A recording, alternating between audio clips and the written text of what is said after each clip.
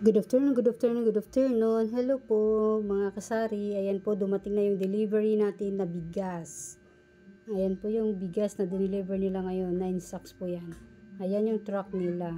Actually, tapos na sila nagbaba sa akin. Itong katabi ko naman ang babaan nila. Yan. Yung katabi kong tindahan.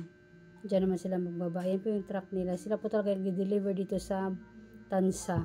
Sila yung may pinakamalaking ata na bigasan sa buong Cavite ata. Parang ganun ata. Ang Tres Taylor. Mga murang bigas ho nila dyan. Kung gusto nyo po mag-avail sa kanila, search nyo po sa Facebook yung Tres Taylor na bigasan. Ang pinaka-main po nila kasi is nandito sa Punta Uno.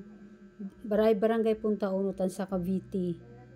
Ayan po yung pinaka-main po nila dito. At actually, yung total lang binabayaran natin ay 13,155. Pero ang ano talaga natin is 13,206, tapos ang discount is 51 pesos. Naputol yung ano natin pag voice over kasi may bumili, hindi marunong yung bunsoy ko. Kami lang kasi dalawang naiwan dito. Ayan po. Ayan, bibilangin natin 1, 2, 3, 4, 5, 6, 7, 8, 9 and then 6 na 5 kilos.